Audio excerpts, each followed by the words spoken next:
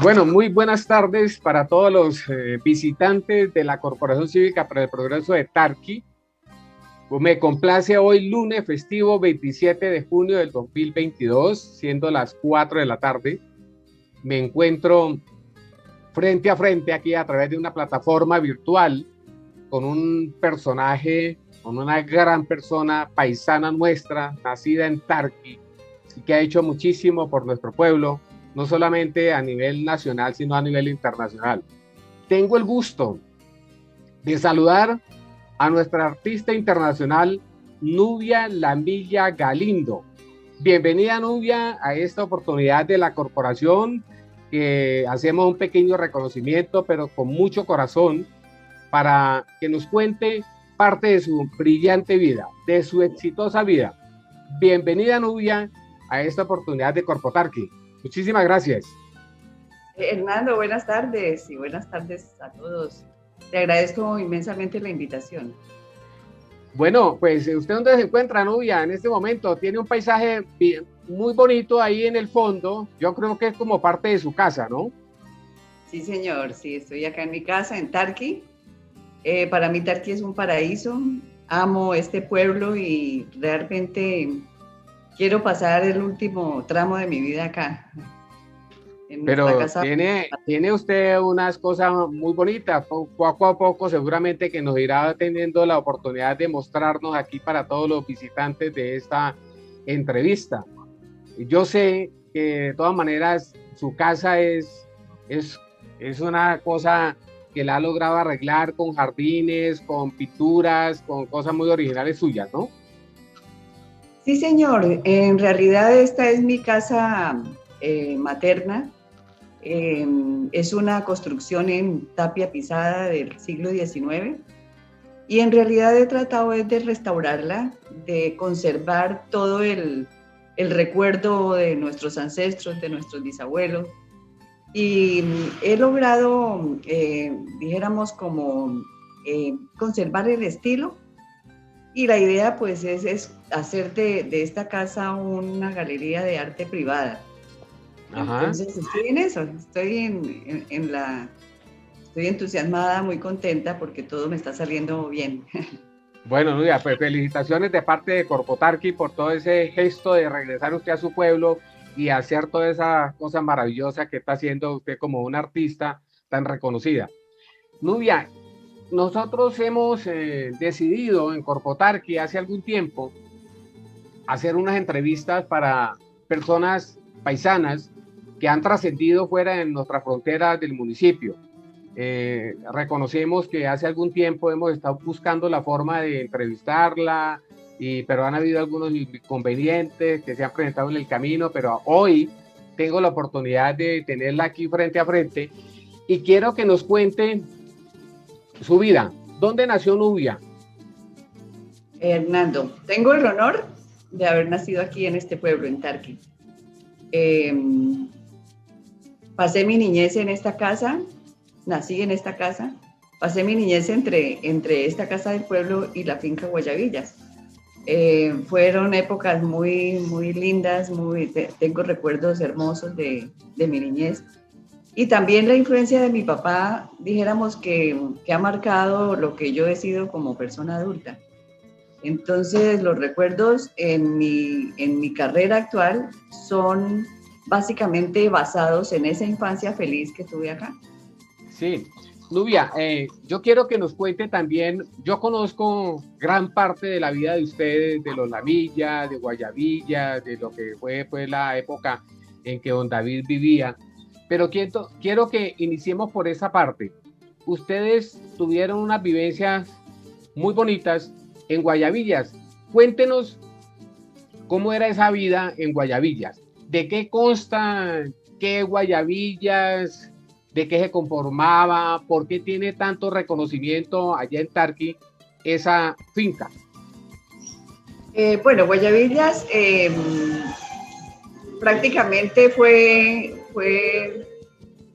dijéramos, herencia de la familia Cleves.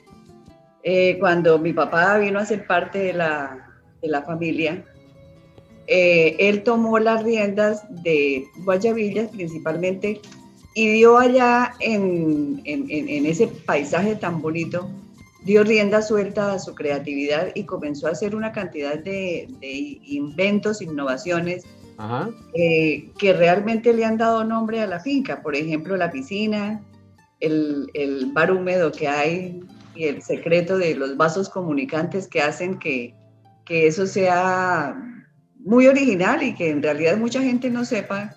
Por lo menos en lo que nosotros hemos recorrido, no hemos visto algo parecido en ninguna parte del mundo, dijéramos. Sí. Entonces, no solamente la piscina, sino todas otras innovaciones que él hizo.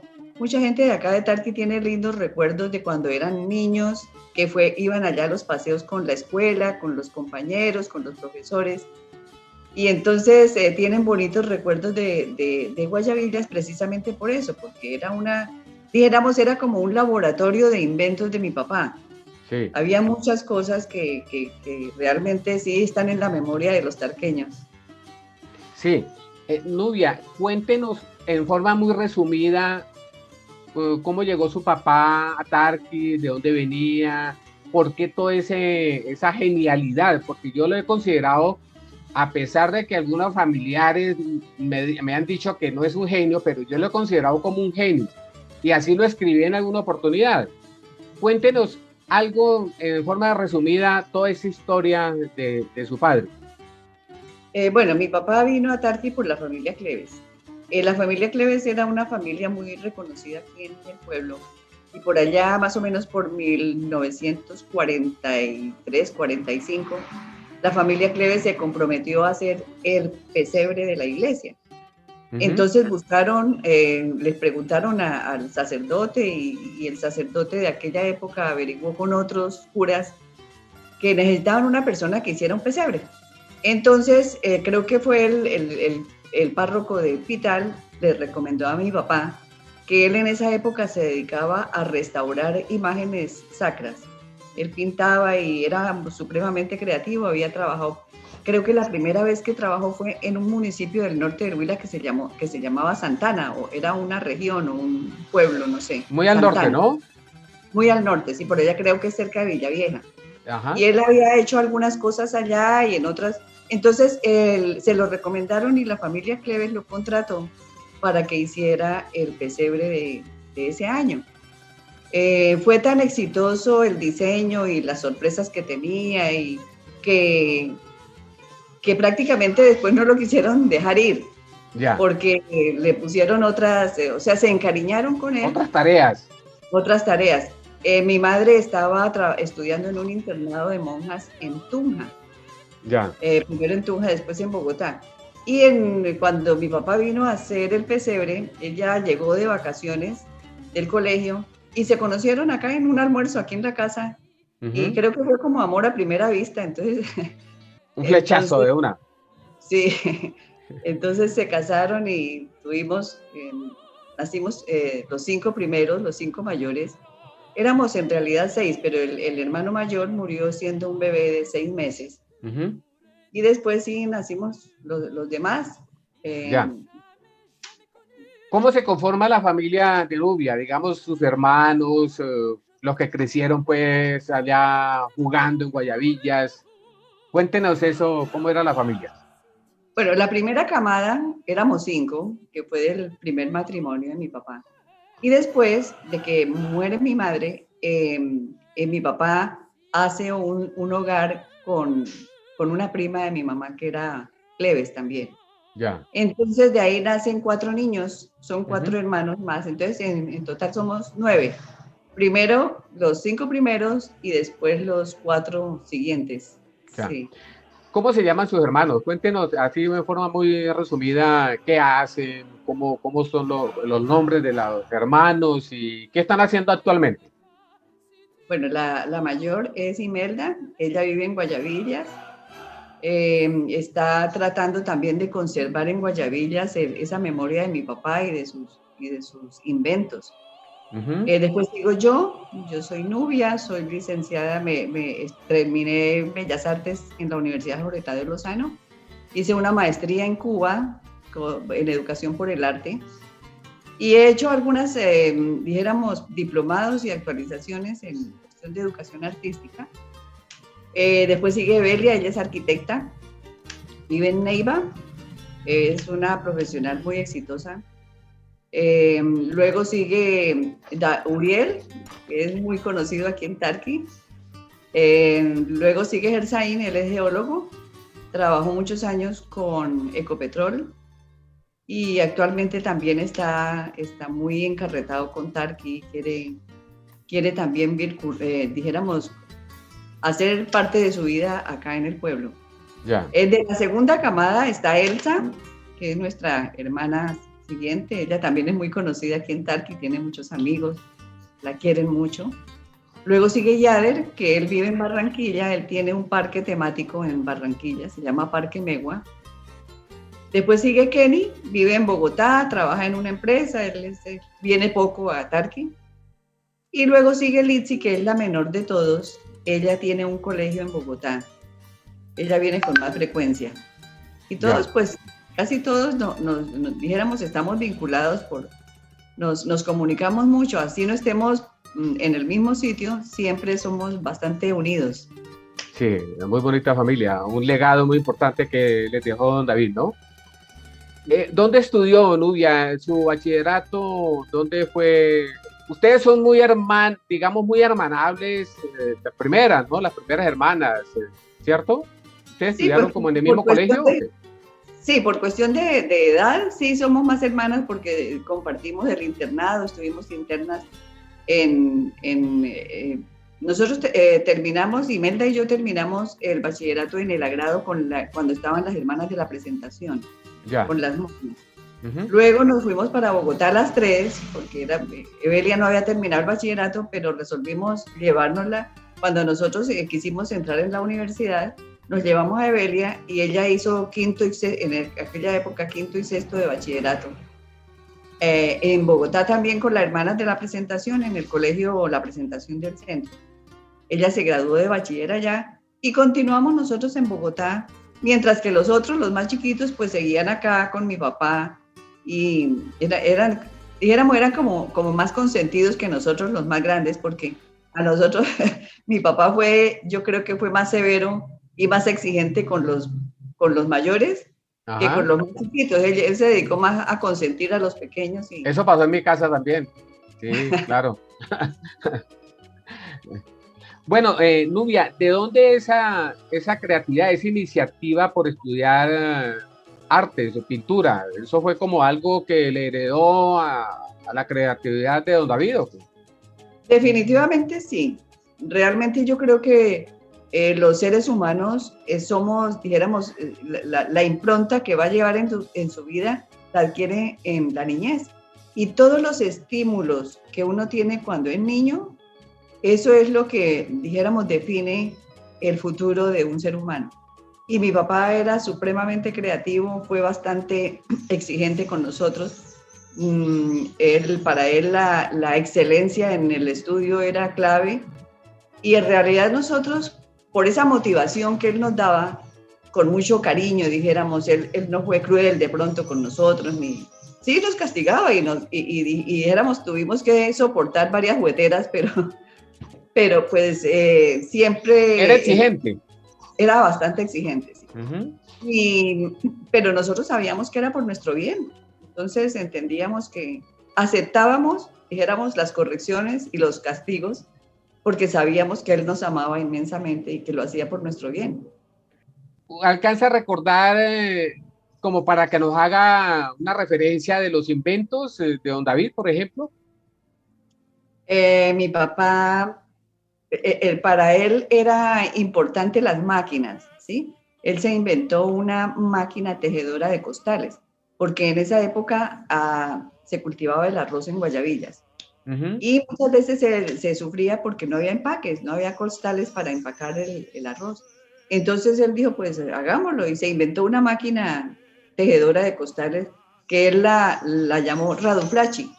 La máquina se llamaba Raduflachi, que al revés significa chifladura. Entonces, sí.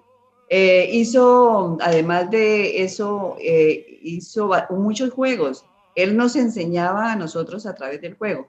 Después de que murió mi mamá, él se dedicó mucho a nosotros y prácticamente era nuestro maestro. Él había contratado una profesora para que nos enseñara en casa a los 5. Y prácticamente nosotros hicimos la primaria fue en casa. En aquella Ajá, época empezaba, en la década de los 60, empezaba la televisión educativa ya. y nosotros utilizamos la televisión educativa. Ya cuando llegamos a quinto de primaria, sí necesitábamos una certificación de una institución educativa y nos tocó, no fue cuando entramos a internas en el Colegio de las Monjas.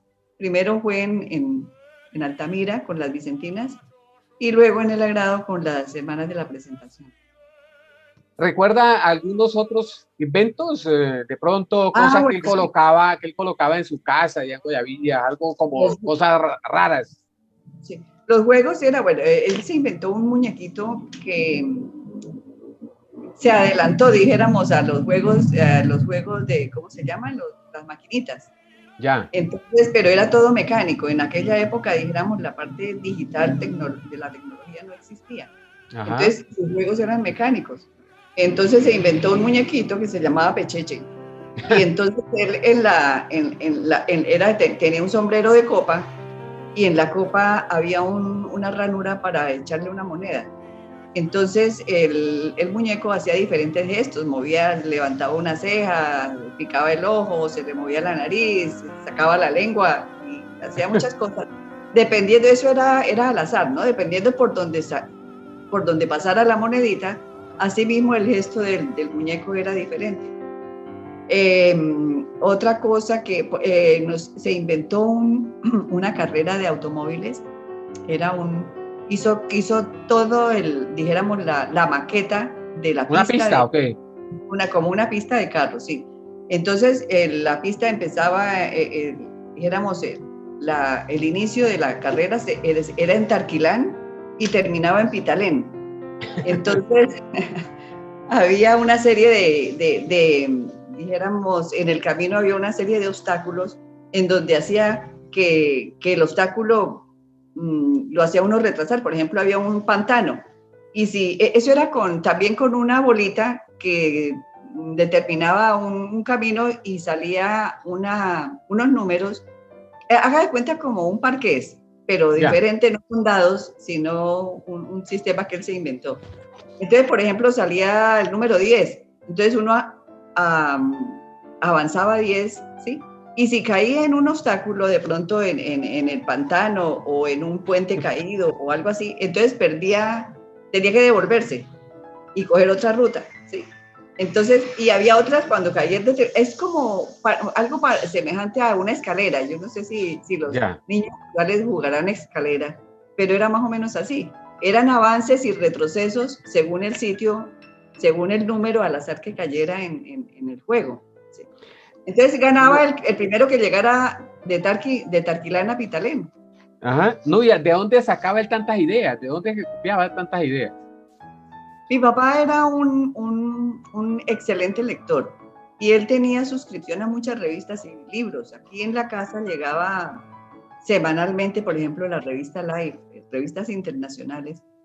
Y eso también, por ejemplo, yo creo que mi deseo por las artes visuales pudo originarse en eso. A mí me encantaba hojear las revistas y mirar sobre todo los reportajes gráficos.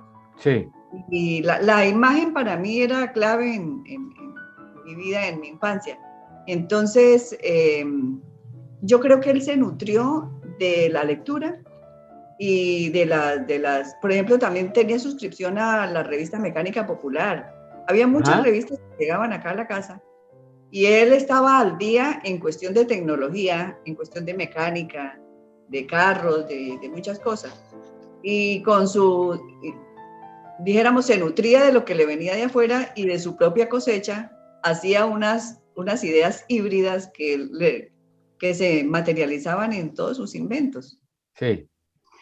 Cuéntenos algo que seguramente que muchas personas que van a ver la entrevista no conocen, otros no lo recuerdan.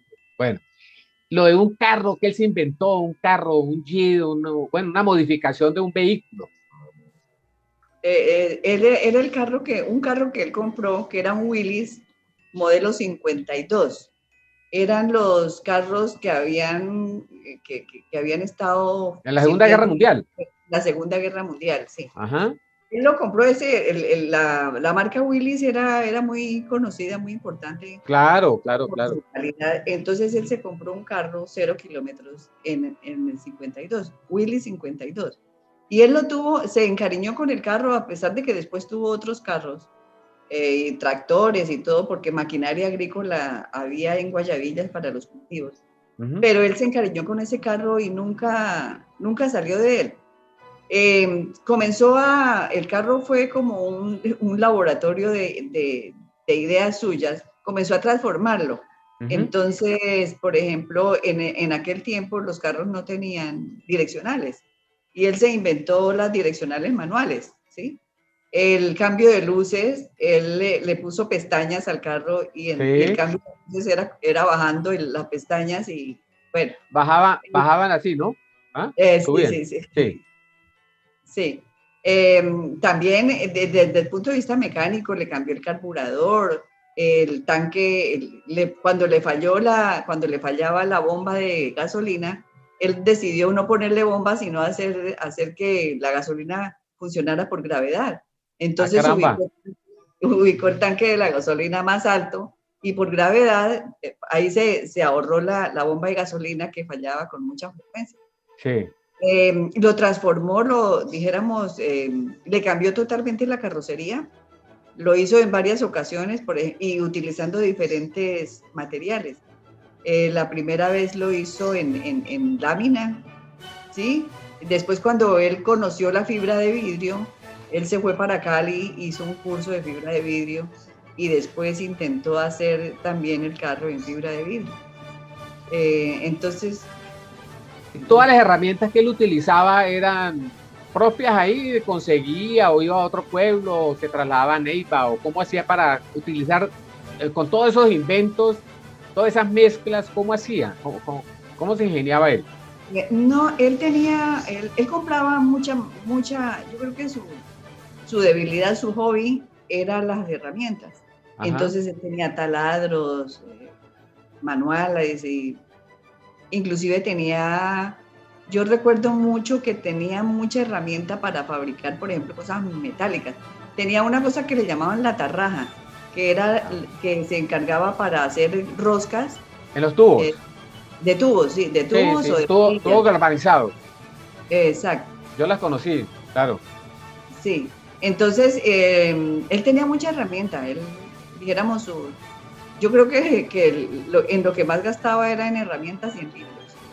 Ya. Entonces el taller era muy completo. Sí. Nubia, cuéntenos algo de su señora madre. Me parece, o me equivoco, que ella falleció a muy temprana edad, ¿cierto? Sí, ella tenía 29 años cuando falleció. Uy, caramba. Estaba muy pequeña, nosotros estábamos muy pequeñitos. El niño menor tenía 8 meses, Chaín. O sea que le tocó a don David, pues, toda esa formación, convertirse en padre-madre. En papá y mamá, sí, señor. Papá y mamá. Ajá. Bueno, Nubia, entonces usted ya llega a la universidad y se enfoca usted por el arte, ¿cierto? Cuéntenos esa parte de la universidad, ¿cómo fue? ¿O ustedes estudiaron en la misma universidad todas las hermanas o cómo fue? No, señor, nosotros llegamos a Bogotá, una vez terminamos el bachillerato acá, y empezamos a trabajar, como terminamos normal, en la normal de la grado. Ajá, Entonces, sí. inmediatamente nos vinculamos con el distrito y comenzamos a trabajar allá en el magisterio. Aprovechando, dijéramos, el tiempo al máximo allá. Entonces nos metimos Imelda y yo, nos metimos a estudiar en la Escuela de Artes del Distrito y allí pues ya estaba absolutamente segura de lo que yo quería estudiar y ingresé a la Universidad Jorge Tadeo Lozano, que en ese momento era la mejor en artes, en la Facultad de Artes. Y ahí terminé y Melda pues siguió estudiando en la Escuela de Artes de Bogotá, del distrito, pero pues ella contrajo matrimonio y comenzó a su vida familiar. entonces interrumpió la formación, pero ella continuó por su cuenta empíricamente trabajando y todavía lo hace. Yo terminé y estuve vinculada a Tarqui un corto tiempo, como un año. Nos vinimos para acá con mi esposo, yo estaba recién casada. Y acá trabajé un año en el Colegio Esteban Rojas Tovar, hasta que me secuestraron de Neiva. En ese tiempo yo era la única licenciada en artes que había en el Huila. Ya. Entonces, cuando Guillermo Liévano fue alcalde de Neiva y después secretario de Cultura, él se enteró de que en Tarqui había una licenciada en artes y vino y me secuestró y me llevó para Neiva. Y allá estuve con él, digamos, inicié con él y terminé prácticamente mi vida laboral. Yo me pensioné como docente. Estuve 28 años trabajando allá en arte, tanto en el colegio artístico, dijéramos, un proyecto pedagógico, dijéramos, único en Colombia. Se creó un colegio artístico, inicié con ellos. Luego la Escuela de Arte, que terminó siendo Facultad de Artes de la Universidad Surcolombiana. Y trabajé con otras universidades, por ejemplo, con la Universidad de La Sabana, que tenía una licenciatura en artes a distancia. Trabajé ahí. Luego me vinculé con la Facultad de Arquitectura de la Universidad Antonio Nariño, ahí en Neiva. Yo dictaba ahí Historia de la Arquitectura Occidental. Y bueno, hasta que ya terminé mi ciclo y me retiré del magisterio y comencé a trabajar por mi cuenta en las exposiciones que hice. Después salí a Europa. Ahorita nos cuenta, Nubia. Quiero que nos cuente un mural que tuvo la oportunidad de en la Universidad Subcolombiana. Cuéntenos algo sobre eso. ¿Cómo fue ese diseño, esa idea? ¿Quién te contrató? Sí, la universidad creo que abrió una convocatoria para esos murales, eran dos, ahí en Dos la murales. entrada principal. Sí. Sí. Entonces me llamaron, yo participé, presenté un boceto, dijéramos el mural del lado derecho, eso es bastante grande, creo que tenía 5 metros de ancho por 8 de alto. Entonces era enorme, tocaba utilizar andamios y todo. Presenté la propuesta del diseño y esa parte estaba dedicada a la parte ancestral de la historia del Huila. Entonces yo tomé como personaje principal a la gaitana. Entonces, en torno a la gaitana, la cultura agustiniana, todo lo referente a la historia del pasado remoto y reciente del Huila. Ese lo hice yo, el otro lo hizo Arturo Flores, que es un artista nariñense. Sí, que sí. Entonces, sí, lo hicimos, él hizo el del lado izquierdo y yo hice el del lado derecho. Ajá. Eso ya no me acuerdo ni el año, eso fue hace mucho tiempo. Perduran todavía, ¿no? Sí, después le hicieron algunas restauraciones, porque en algunos movimientos estudiantiles lo vandalizaron, lo pintaron, le echaron aerosoles y todo eso. Pero después la universidad se encargó de contratar a alguien que lo restaurara. No sé, hace mucho tiempo no voy, no sé cómo estará ahora. Nubia, uno de los pasos más interesantes, lógicamente, pues han sido muchísimos, pero me llama mucho la atención las exposiciones que ha logrado hacer a nivel internacional. Esa parte es muy importante para nosotros los tarqueños, para los que vayamos a mirar la entrevista, para los que tengamos la oportunidad pues de escucharla. Sí, Hernando, yo recibí varias invitaciones. La primera fue a Austria. Allá hice 2 exposiciones, una en Viena, su capital, y la otra en Salzburg, que es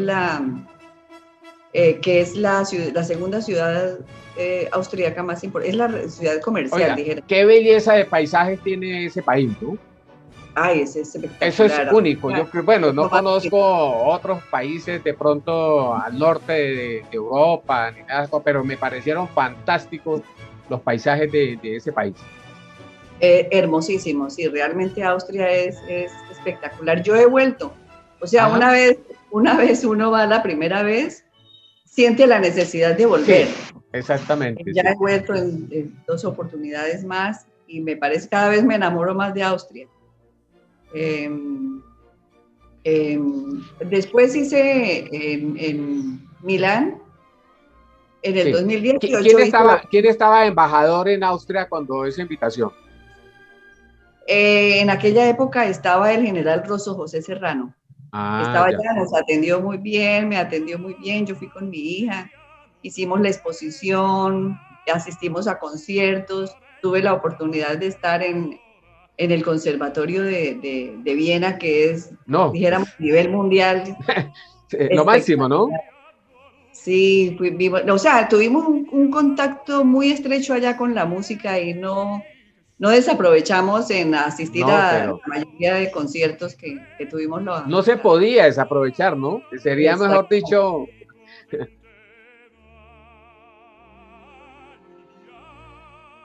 ¿Y Claro después que sí. estuvo en qué otros países? Después hice una gira porque pues a mí dijéramos, me picó la curiosidad. La primera vez que fui a Europa, todos los recorridos lo hice en avión. Y uno Ajá. en avión no conoce nada. No, no se conoce nada, claro. Entonces decidimos hacer otra gira por tierra. Me fui con uno de mis hermanos y con mis hijas y mi nieta. En ese tiempo mi nieta estaba cumpliendo sus 15 años y el regalo de cumpleaños fue una Eurogira por casi 20 ciudades, 7 países, todo lo hicimos por tierra. Ajá. Entonces ahí es realmente donde uno conoce la Sí, belleza, la belleza. sí, la cultura europea. En el Es, 2019 tuve la oportunidad de recorrer con mi señora a varios países y cruzando entre Austria e Italia, el guía nos decía, porque nos llamó la atención tantos túneles que hay que cruzar, ¿no? sí. Y nos decía que había más de 800 túneles, o sea, ese trayecto de entre Austria y Italia, los Alpes y toda esa parte, túneles seguidos, unos corticos, unos largos, en doble sentido, bueno, eso es una maravilla. En realidad, como es que ellos prácticamente son rectas que van por cañones y entonces túnel, viaducto Ajá. y uno, en realidad es hermosísimo ese viaje, en realidad es Sí, hermoso. muy rico, muy enriquecedor, sí. ¿Qué otros países Nubia ha estado descubriendo? ¿Italia también? Bueno, nosotros empezamos por España en esa ocasión, luego hacia el norte pasamos por Francia, luego fuimos a Alemania, a Luxemburgo, nos devolvimos, pasamos por Alemania otra vez, llegamos a Frankfurt, a Múnich, Ujú. luego fuimos a Austria, ahí fuimos a Innsbruck, no Innsbruck. conocía, Ajá, sí. donde está el cristal Swarovski. A Charovsky, sí, exacto. Sí. Y el techo dorado, algo así. Una casa que hay de un techo dorado. El tejadillo de oro se llama. Eso, El sí, sí, sí, tejadillo de sí. oro. Muy lindo todo, muy bonito, sí. Y luego nos vinimos hasta el norte de Italia, entramos por la Toscana, fuimos a Florencia, después a Roma. Luego tuvimos la oportunidad de ir a Padua y Padua. realmente ahí fue que me Nuestro enamoré patrono de Tarqui, ¿no? de San Antonio de Tarqui, sí, de San Antonio de Padua, que el proyecto es que sea San Antonio de Tarqui, ojalá en un futuro. Allá llegamos nosotros también y pues nos llamó mucho la atención, lógicamente, por saber que era el patrono de nuestro pueblo y allá mi señora se agarró a bailar que estaban ahí tocando unos músicos y se pegó su bailada en Padua. Sí. Y ahí cerquita a Padua está Asís. Asís. Ahí entendí la historia por qué San Antonio de Padua fue amigo de San Francisco de Asís. Ajá, sí. Eh, sí. Y sí, luego después volví a hacer la exposición en Milán. Hicimos una exposición ahí en una colectiva con unos amigos y aprovechamos la ida a Milán a la exposición para hacer un crucero por las islas griegas. Yo no conocía Atenas Ujú. y era uno de mis sueños y tuve la oportunidad antes de la pandemia en el 2018 Ya. hacer ese viaje por las islas griegas muy, muy espectacular. Sí, Mediterráneo. En el Mediterráneo, sí. Sí. Nubia, en España también ha expuesto, ¿cierto? No, ¿No? he enviado obra, pero pues colectivas, ¿no? He Sí. participado en algunas cositas, pero así individual no he expuesto en España. En Colombia sí, en Bogotá, en la Casa del Huila, ¿no? Tuvimos la oportunidad de asistir a una vez a Sí, una inauguración de una exposición ahí. ¿Cómo le fue en ese evento? muy bien, excelente, muy, muy bien. Esto en Bogotá, mi primera exposición la hice en la Biblioteca Luis Ángel Arango.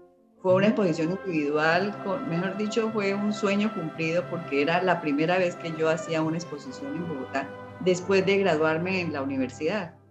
Entonces, eso fue muy bonita la oportunidad porque en aquel tiempo el director de la biblioteca era Eduardo Duarte French y Ya. por alguna casualidad del destino él vio un cuadro mío y me contactó y creo que había visto un cuadro mío, pero en realidad quien lo contactó fui yo, porque yo sabía que conocía mi obra y un día fui y me le metí a a la oficina y le dije, yo soy Nubia Lamilla y quiero exponer en la universidad. Yo estaba sardinita, recién desempacadita de la universidad, estaba ¿Quieres muy poner joven. en la biblioteca, Luis Ángel Arango? Sí, en la sala Ajá, central de en la la sala biblioteca. central. Sí. Y él le dio, fue como, Un honor grandísimo, ¿no? Que le den la oportunidad de exponer claro, y sobre en la todo biblioteca Luis Ángel ahora, Arango. mi primera exposición fue ahí. Entonces, Imagínese. a mí no se me olvida, eso es un recuerdo enorme mío, ¿sí? Después tuve la oportunidad de exponer también en una galería, en una sala súper importante que fue en el Planetario Distrital, Ajá, la, también, sí. la Galería Santa Fe de Bogotá, que queda ahí en el Centro Sí. Internacional. También tuve la oportunidad de hacer una individual, una exposición individual ahí, me fue súper bien también.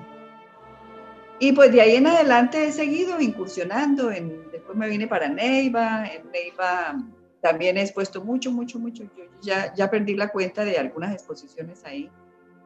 Y pues ahora la idea es, dijéramos, como recogerme un poco y hacer mi galería de arte privada aquí en la casa de arte.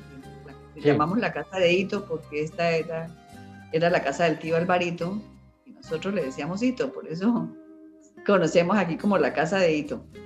Qué personaje, don Alvarito Galindo, ¿no? Sí. Muy reconocido por toda su cultura, por todo lo que sabía, era nuestra biblioteca cuando nosotros estudiamos en el Esteban Rojas Tobar, pues acudíamos a él para que nos sacara de todos los apretones de consulta que nos hacían los profesores, ¿no? Era Sí, una Biblia completa, era una enciclopedia completa. sí, y además tiene muchos libros porque todavía continúan aquí. Los que pude rescatar porque en realidad había unos ya muy deteriorados. Ajá. La poquilla había hecho fiestas ahí.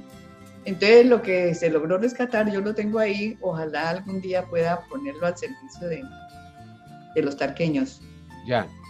Nubia, dentro de todo ese recorrido que ha realizado por Europa, por Colombia, cuéntenos, digamos, un artista de talla que admire, que sea como el ejemplo, como que diga yo sigo los pasos, para mí es como mi personaje favorito, artista a nivel internacional, por ejemplo, o nacional. Pues realmente uno recibe influencias de muchos artistas, pero en realidad sí hay algunos especiales. En mi obra el estilo que yo pinto se llama hiperrealismo, ¿sí? Ajá. Y en el hiperrealismo es muy importante el color y la luz, ¿sí? Entonces yo me he nutrido de artistas, por ejemplo, Tiziano, que es un artista italiano del Renacimiento, dijéramos, ¿sí? Se podría ubicar dentro del Renacimiento. Perteneció a una escuela que se llamó la escuela veneciana. Leonardo da Vinci también me parece extraordinario por los claroscuros, que también uno tiene que estudiar los maestros para poder, Claro, dijéramos, sacar su propia cosecha, eso es Sí. indispensable. Ir armando su propio estilo, ¿cierto? Exactamente, claro. Sí. Me encanta también del español Dalí, él hace surrealismo. ¿Sí? Hay un francés que se llama Jean Miró, que también es surrealista. Muy reconocido, claro. De los colombianos hay uno que estaba en auge cuando yo estaba en la universidad, que se llama Santiago Cárdenas. Ajá. Él influyó mucho en mi vida también, en mi estilo, en mi carrera. En realidad son muchos, uno se nutre de muchos. ¿Le llegó a tocar de pronto influencia de Obregón, por ejemplo, o no? Los colores, el colorido de Obregón. Claro, el del trópico que usa Obregón es extraordinario. Magistral, ¿no? Claro. Sí, es extraordinario también, claro. Y Botero, me encanta de Botero el humor. También es un maestro en el sarcasmo, ¿no? La técnica es perfecta, la de Botero es perfecta. Entonces, sí, hay mucha gente muy valiosa que me ha inspirado. Sí. ¿Paisanos huilenses? En el Huila, sobre todo ahora... Laboyanos, ¿no? Ahí sí. Entre los laboyanos están los hermanos Ayerbe. Salas. Salas también, sí. Salas muy reconocido a nivel... Internacional. Sí. Claro. Yo de vez en cuando leo algunas columnas de él, creo que escribe en alguna parte, me llegan por accidente a veces columnas de él, es bastante duro, ¿no? En sus comentarios, bastante crítico. Sí, él tenía una galería ahí en el planetario, cerca del planetario, que se llamaba El Mundo. Vendía libros también, muy bonitas. No sé qué pasaría con esa galería, chévere. Sí, yo por ahí he sabido que los hermanos ayer, de uno de ellos, ha expuesto en Italia también, ¿no? Está por allá a nivel europeo. Sí, señor, sí. Nubia, dentro de todos esos recorridos que ha tenido en su vida, en su exitosa vida, ¿cuál ha sido los momentos, digamos, más críticos? Un momento crítico, el momento más crítico y el momento, digamos, que le haya llevado a la cúspide de la alegría, de las cosas maravillosas. Momentos tristes muchos, sobre todo la despedida de quienes les toca irse al cielo, ¿no? Sí. Tanto la partida de mi mamá, de mi tía Josefina, de mi papá, ha sido supremamente duro, y recientemente también tuvimos una pérdida grande. Esos son los momentos, dijéramos, más tristes. Momentos felices muchísimos.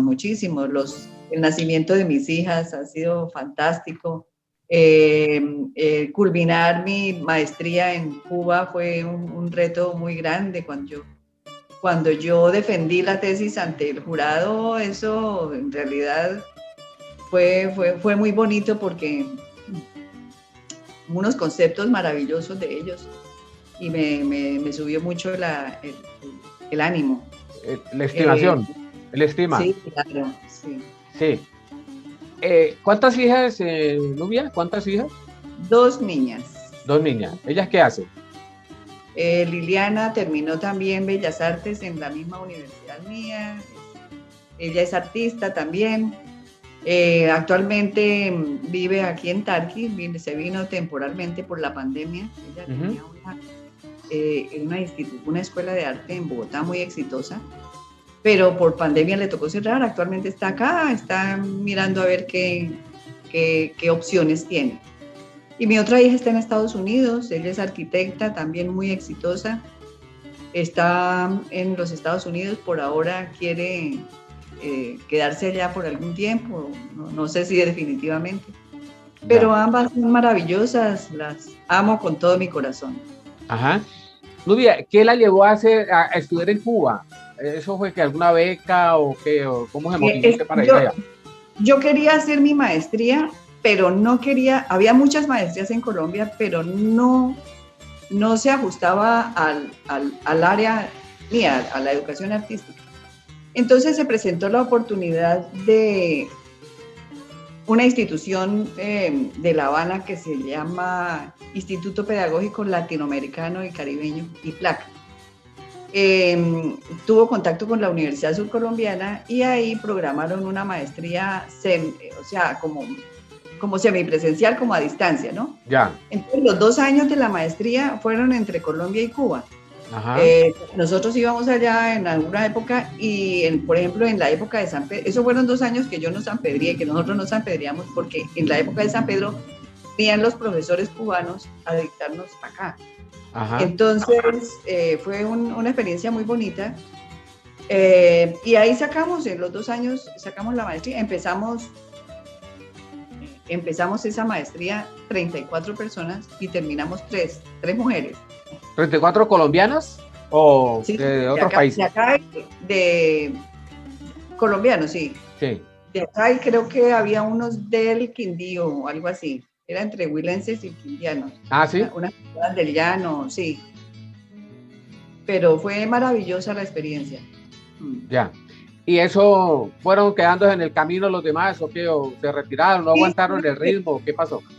Sí, se fueron quedando y yo pienso que en alguna fue que le dio como miedo de la defensa de la tesis y en realidad eso no fue nada complicado, ¿sí? Sí. O sea, tenía uno que ir allá en Cuba le llaman, aquí le llamamos jurado, allá le llaman tribunal. Ya. Es que el nombre sí. El nombre da miedo. Afecta, ¿no? ¿Ah? Claro, sí. Un tribunal, eso tiene una connotación especial. Sí. Entonces, mucha gente súper capaz, inclusive yo digo que muchas más brillantes que yo. Y de pronto decidieron no presentar la tesis y se quedaron por eso, pero hicieron todo el estudio muy, muy, muy brillantes. Sí. No sé, no sé qué pasó ahí. Ya. Nubia, en alguna exposición que hizo acá en la Casa del Huila, acá en Bogotá, me llamó mucho la atención los cuadros, pero tiene una especialidad, ¿cierto? ¿Cómo se llama? Es que a mí se me olvidó. Excúseme que de pronto debería tenerlo aquí anotado, pero lo que llevan a veces en la iglesia, ¿cómo? Los vitrales. Vitrales. También tiene eso dentro de la especialidad, ¿no? Sí, yo tengo mi taller de vitral porque para el vitral se necesita una maquinaria especial. Entonces, pero es el vitral Tiffany, que es auténtico vitral.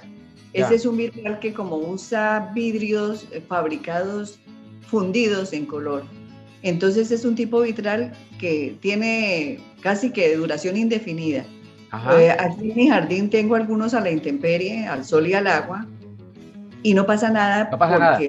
No le pasa nada, no, porque el vidrio aguanta todo. ¿Sí? Hay por ejemplo, de los vitrales que uno ve en Europa, en Notre Dame, en París, son de más de 1200 años, muchísimos años, ¿sí? Y ahí están intactos. Ellos los desmontaron cuando la Segunda Guerra Mundial, cuando los bombardeos, los desmontaron, los quitaron, dijéramos, guardaron por allá en unos sótanos. Sí. Y después de que pasó la guerra los volvieron a colocar. Ajá. Entonces, sí, o sea, el enemigo de un vitral es una pedrada o algo así, pero no. Una bomba. Exacto, pero en realidad el vidrio es... Como ha tenido la oportunidad de recorrer muchos sitios, ¿cuál ha sido como el que más le ha llamado la atención? ¿Museo, una galería a nivel de Europa, a nivel de Italia, a nivel de Francia? En Francia, en París, el Museo del Louvre. Eso a mí una belleza, ¿no? Y cada vez que voy y descubro cosas nuevas. ¿Ah, sí? Porque es enorme, uno no sí. puede durar muchas visitas y no logra conocerlo todo por lo grande que es. Sí, en España lo que más me gustó fue el Museo del Prado. Ajá. Es un museo enorme, tiene joyas de la historia del arte universal absolutamente extraordinarias. Y una de las que más me gustó fue, eso hay como secciones, hay diferentes salas, la dedicada a Velázquez, Diego Velázquez. ese es uno también de mis referentes porque el manejo, la técnica de él es espectacular. Él es el autor de Las Meninas, de Aracné, de la tejedora de los tapices. Ajá. Y me parece extraordinario, me encanta Velázquez. Nubia, ¿cómo cree uno que estos maestros de hace muchos años, ellos llegaban a estudiar o empíricamente, por qué tanta pintura tan bella en pintores que, no sé, si tuvieron alguna formación académica o cómo llegaron a ser tan reconocidos? En aquella época se usaban mucho los artistas, tenían sus talleres para principiantes. Entonces, el mismo Da Vinci, él asistió al taller del Verrocchio. El Verrocchio fue su maestro, ¿sí? Y él aprendió ahí al lado del maestro. No había escuelas de arte, Ya. no había escuelas de pintura, había talleres de maestros que llevaban jovencitos o personas como ayudantes y como estudiantes también. Se habla, por ejemplo, de que el Verrocchio, que era un maestro supremamente importante, cuando llegó Da Vinci, que estaba peladito a trabajar y pintó un ángel, cuando el maestro vio el ángel, nunca más volvió a pintar, dijo, no, ya me superaron. Entonces ahí fue, viéramos. Pero eran cualidades innatas, ¿no? O sea, no tenía todavía la formación como para decir es que ya cogió su estilo o alguna cosa, no, era muy original. Exacto, es que éramos prácticamente eran genios, yo creo que. Genio, exactamente. Sí. Sí. Sí. En la iglesia que queda frente al Banco de la República, una iglesia pequeñita frente al Banco de la República en Bogotá, hay unas pinturas, unos cuadros grandísimos. ¿Ha tenido la oportunidad de ir a esa iglesia? De la iglesia. ¿Vázquez, Velázquez? Vázquez Ceballos. Vázquez Ceballos, sí, Vázquez Ceballos. Oiga, son unas pinturas impresionantes. Extraordinarias. Qué belleza, sí. Sí. Y la vida de Vázquez Ceballos fue también muy azarosa porque él realmente tenía escasos recursos y su obra en ese momento no se vendía lo suficiente en principio. Hay unos cuadros pequeñitos de Vázquez Ceballos que le dicen los almorzaderos. ¿Ah, sí? Porque él no tenía con qué almorzar y él iba a los restaurantes y pagaba con un cuadrito de esos. Ah, caramba. Se llaman los almorzaderos. ¿Se imagina el valor que tiene ahora una persona? Una belleza de cuadros son esos que yo he visto ahí en esa iglesia. Bueno, y el Museo del Banco de la República, el Banco de la República tiene una exposición permanente, le llaman así, ¿no? El banco ha logrado reunir una cantidad de cuadros, de exposición, de artistas colombianos e internacionales también. Ahí donde está la manzana cultural del Banco de la República, al lado de la Biblioteca Luis Ángel Arango, está la Casa de la Moneda, está la exposición permanente. No sé si habrá asistido Nubia en alguna oportunidad. ¿Ha ido a esos lugares? Sí. Creo que la Biblioteca Luis Ángel Arango pertenece al Banco de la República. Sí, claro. Sí, pertenece al Banco de la República. Claro. Tuve la oportunidad mientras estudiaba, yo no salía de allá. Yo iba a la casa porque allá hacían exposiciones también. Sí. O sea, yo prácticamente semanalmente iba 1 o 2 veces a esos sitios porque la universidad queda ahí cerca. Ajá. Entonces, sí, para mí son unos sitios absolutamente extraordinarios. Los cuadros de Caballero, por ejemplo, el hermano de Antonio Caballero, el escritor. Luis Caballero, sí. Ajá. Luis Caballero también es extraordinario, el tipo es un genio, lástima que murió muy joven. Murió muy joven, sí. Nubia, usted dentro de todo lo que ha recorrido, me imagino que ha tenido la oportunidad de disfrutar muchos platos típicos en Italia, en Europa, en Colombia. ¿Cuál ha sido el plato, digamos, que le llama poderosamente la atención? Fuera de los sancochos tarqueños, ¿no? Ah, bueno, hay mucho. Uno de mis hobbies es la cocina, me encanta cocinar. Cuando estuvimos en Europa, en Múnich, en el Parque de la Cerveza, tuvimos la oportunidad de probar el codillo de cerdo con chufrut, que es ¿cómo se llama? El repollo fermentado con papas. Es delicioso, me pareció muy chévere, sí. O sea, hay mucho. Por ejemplo, en España tuvimos la oportunidad de degustar cualquier cantidad de paellas y de arroces, ¿sí? Ajá, sí. También. Pero la comida colombiana no la iguala a nadie. Es la mejor. Y un sancocho o una buena fritanguita a la orilla del río Magdalena, ahí en el puente de San Esteban, pues espectacular, ¿no? Delicioso, eso es lo mejor de lo mejor. Ya no se puede decir que la quebrada del hígado porque ya eso creo que se secó, ¿no? Ajá, sí. Ahora que dice a orillas del río Magdalena, me acordé que la primera vez que fuimos a París con mi hija, compramos un almuercito en algún sitio muy... Corretazo, ok. Sí, un corrientazo. Y nos bajamos por una escalerita y nos sentamos al lado del río Sena a almorzar. Caramba. Esa no se me olvida nunca. Ahí al lado de la Torre Eiffel. Sí, ahí cerca. Ajá, ahí cerca, sí. De música, ¿cómo anda Nubia? ¿Cuáles son la música predilecta? ¿O cuál es la que más le ha llamado la atención para bailar o para escuchar o para cantar? Me imagino. A mí me apasiona la música clásica. Como tuve la oportunidad de pertenecer al coro del Conservatorio de Neiva, cuando estaba Rodolfo Lozada ahí, ajá, entonces participamos en varias temporadas de ópera y a mí me apasiona la música clásica. Claro que la colombiana también es extraordinaria. Sí. Estuve anoche precisamente viendo el Mono Núñez. Ajá.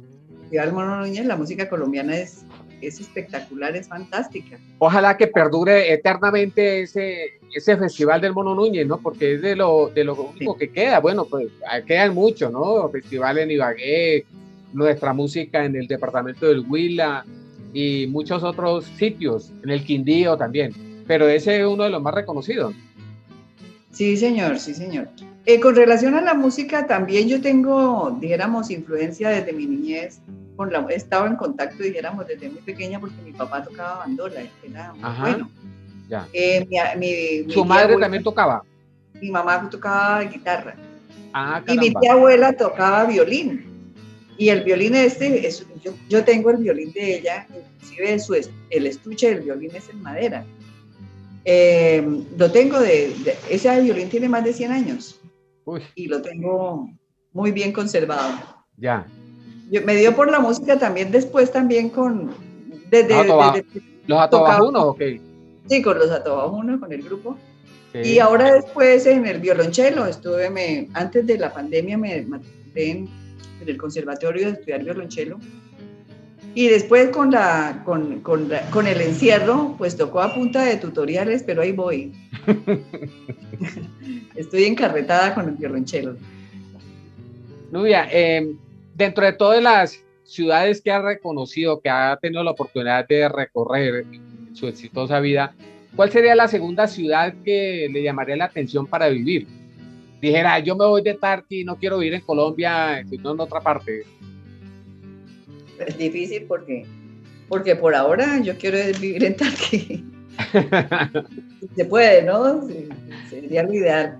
No, a mí nunca me llamó la atención los Estados Unidos.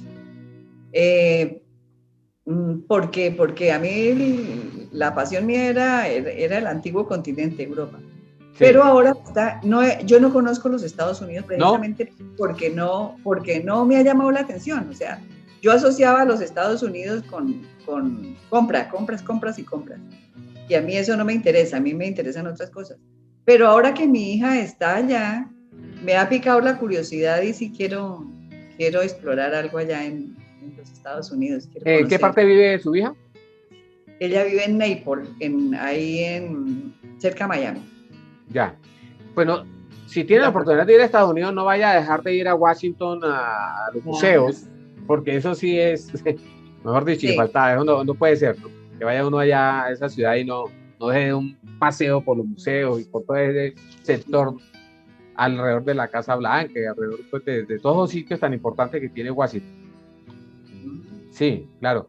Nubia, ¿cuál ha sido el susto más grave, más complicado que ha tenido que afrontar en su vida? todavía me acuerdo, un susto tenaz.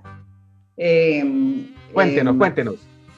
Hace algunos años, ya mi hija pequeñita mi hija menor tenía como 4 años.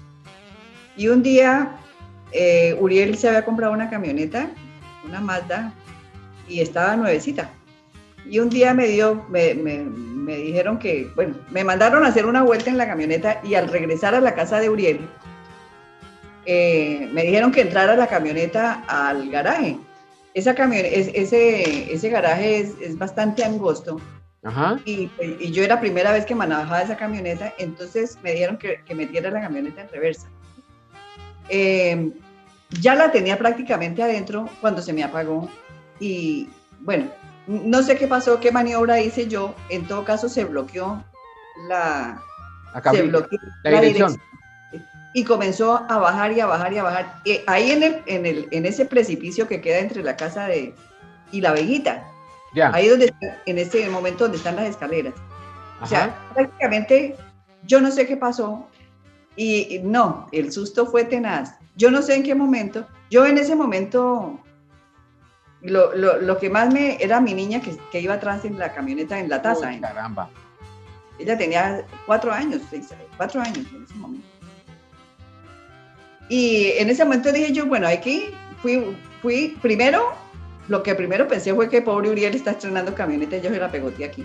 Y segundo, que lo que se me ocurrió en ese momento fue la niña y en ese momento me vino a la mente fue que yo no me había despedido de Hito. Yo me sentía ya muerta.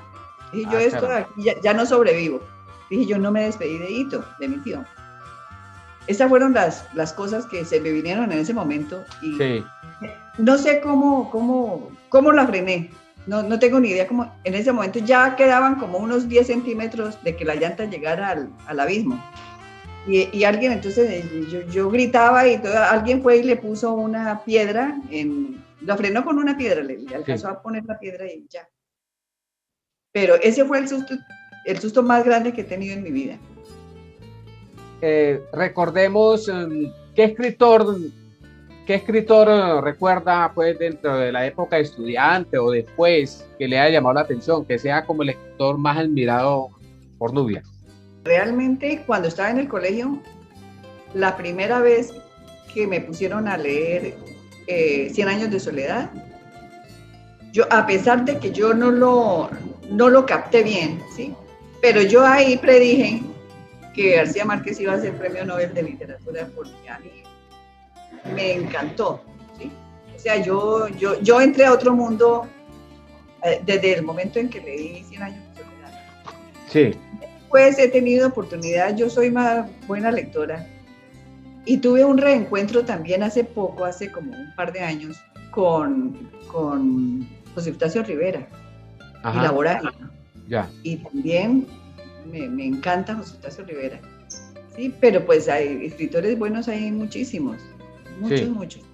Recuerda de pronto, no quiero forcharla, ¿no? De pronto algún escritor de talla mundial, bueno, fuera de García Márquez, algún otro que haya tenido la oportunidad de que llegue algún libro a sus manos, de Europa o Estados Unidos. Ana Karenina. Mi papá, como era tan buen lector, y él se reunía con mucha frecuencia con Darío Silva, que también ellos leían mucho a Alejandro Dumas, El Conde de Montecristo, muchas obras. A mí Alejandro Dumas me gusta también. Otro que también, dijéramos, inspiró mi imaginación mucho fue Julio Verne. Por ejemplo, el viaje al mundo en 80 días, la vuelta al mundo en 80 días. Bueno, hay muchos. Sí. ¿Recuerda algún profesor que haya significado para Nubia, que diga, este profesor lo recordaré por siempre? De su colegio, básicamente sí, de su colegio. Una persona que yo recuerdo con mucho cariño, el profesor Rojas, que fue profesor. Marcos Rojas fue profesor mío de literatura cuando estaba en el internado en el Agrado. ¿Ah, sí? Él fue a trabajar allá. Marcos Miguel Rojas. Marcos Rojas, sí. Sí, A mí para mí me también fue profesor, gustaba mucho, que representó muchísimo. mucho, sí, mucho, o sea, él sabía mucho y era como maestro excelente. Muy leído, Eh, ¿no? Tenía una cultura impresionante. Sí. sí. En la universidad, un maestro que me marcó mucho también fue Enrique Grau. Eh, ¿Quién más? Escultor, ¿no? Sí. Enrique Grau, no, él hace escultura, sí, pero también pinta. Se me fue, Tiberio Vanegas, en escultura también fue maestro mío y él falleció en el accidente aéreo donde murió Marta Traba. Ah, en Barajas. En Barajas, sí. Y la directora de tesis mía de la universidad fue nada menos que Felisa Burstyn. Felisa Burstyn también era muy, muy amiga de García Márquez. Ajá. Creo que ella salió exiliada porque era bastante revolucionaria. En la época del Estatuto de Seguridad y todo, ella se fue para París. Ya. No estoy muy segura, pero me parece que ella estaba cenando con García Márquez en un restaurante cuando le dio el infarto y se murió. Ah, caramba. Creo que era con García Márquez, sí, no me acuerdo bien. Pero a mí me impresionó porque fuimos cercanas, ella fue mi directora de tesis y yo la quería mucho, la estimaba mucho.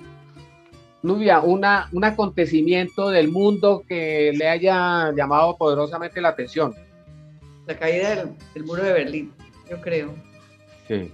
Eso Eso fue, es uno de los hechos del siglo pasado, ¿no? sí. Impresionante. Un personaje tarqueño o un personaje que para usted sea, mejor dicho, lo máximo. Pues es como respuesta de reina de belleza, pero yo creo que para mí, a pesar de que yo casi no la conocí, para mí fue mi mamá.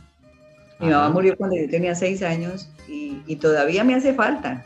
claro, Entonces yo creo que ese personaje sí todavía hace falta en mi vida. ya. Nubia, dentro de toda esta carrera que hemos visto actualmente por estos días, también en la parte política, un político que le signifique a Nubia dentro de toda su vida.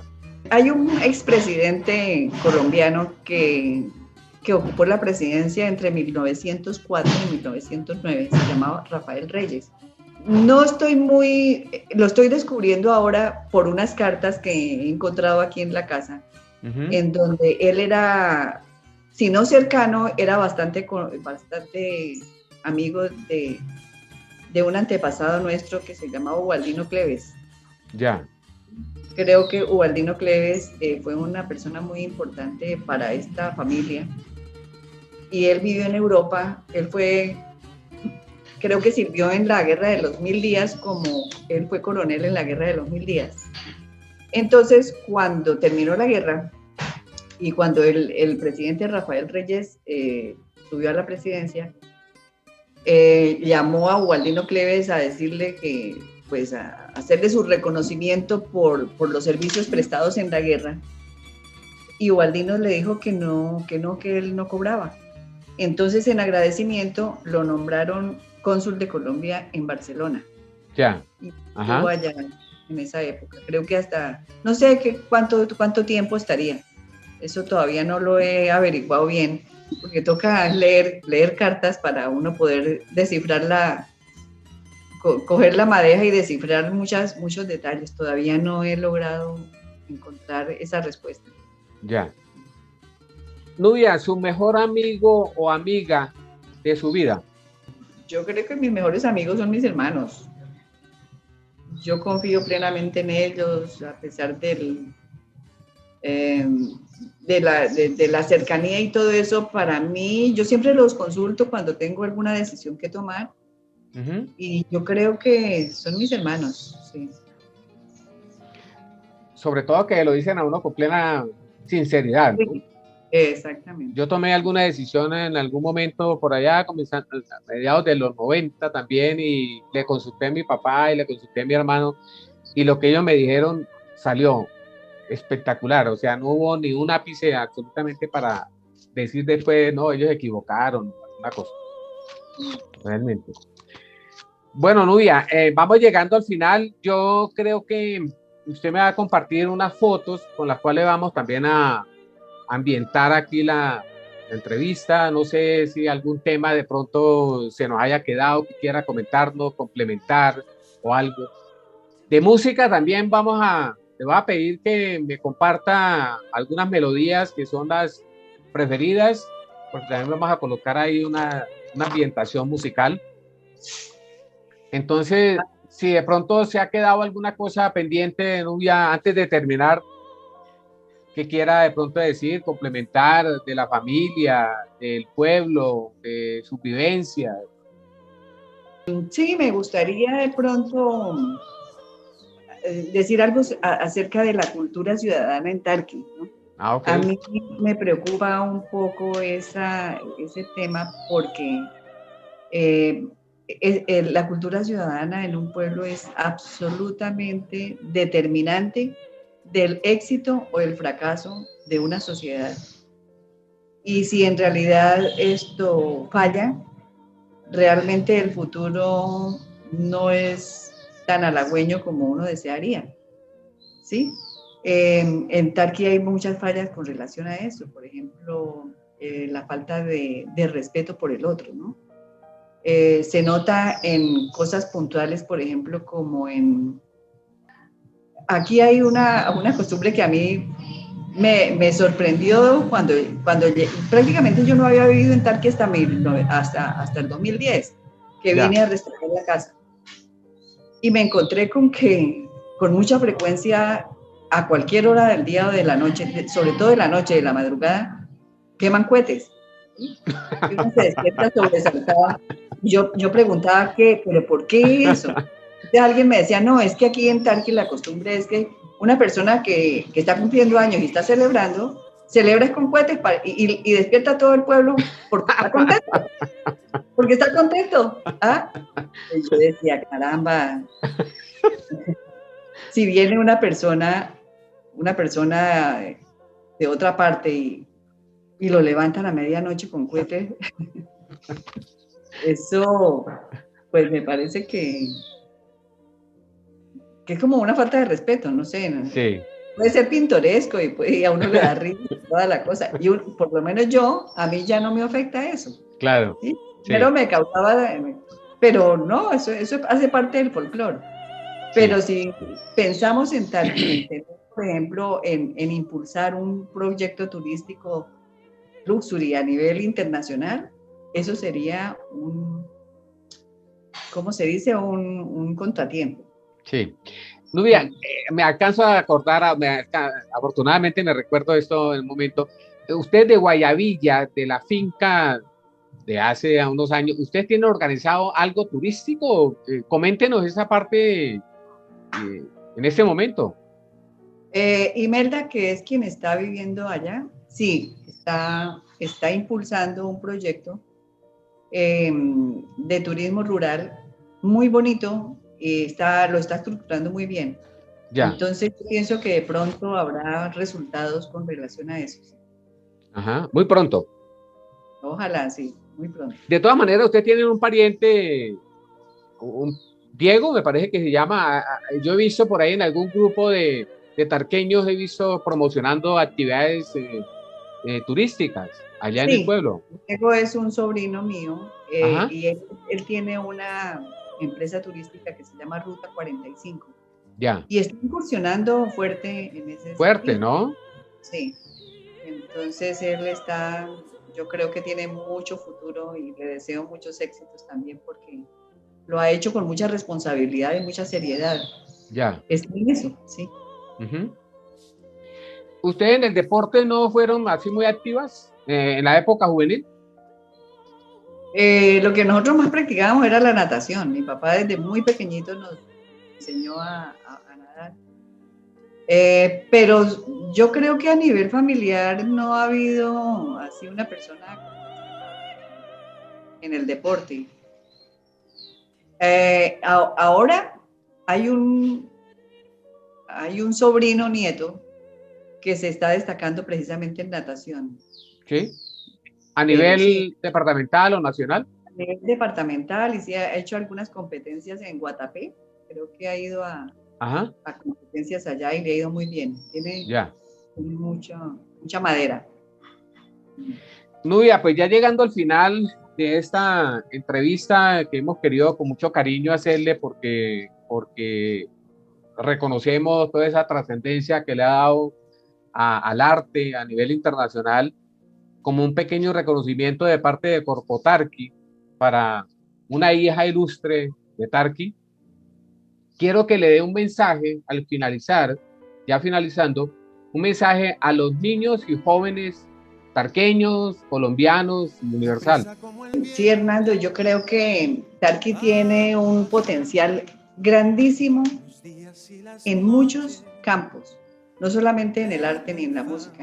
Aquí hay gente supremamente valiosa que está incursionando en las altas ligas, como dice, en muchos aspectos, ¿no? Yo pienso que somos privilegiados por haber haber nacido en este pueblo, y que en realidad las personas que vienen destacándose son muy, dijéramos, le dan mucho beneficio y mucho orgullo al pueblo. Yo creo que los sueños se cumplen, hay que mirar alto para poder llegar dijéramos, a alcanzar las metas que uno se propone. Y en realidad hay mucha madera, mucho talento, y la gente en Tarqui es muy bondadosa. Yo creo que los tarqueños se merecen muchas cosas lindas. Bueno, Nubia, pues muchísimas gracias de parte de los corporados de nuestra corporación. Personalmente quiero agradecerle esta oportunidad que nos ha permitido conocer un poco más de su brillante vida, desearle muchísimos éxitos en todas las actividades que desarrolle, sueños que tenga por cumplir en esa tarea tan importante que nos ha contado y restaurar, digamos, se puede llamar la casa, esta casa tan bonita que tiene. Voy a colocar unas fotos que Merced me va a compartir o que me ha compartido. Con muchísimo gusto estamos publicando esta entrevista en próximos días para darla a conocer a todos nuestros paisanos, amigos y conocidos. Muchísimas gracias, Julia. Un abrazo desde acá de la distancia. Fernando, muchas gracias, y por aquí con los brazos abiertos los esperamos. Chao. Chao.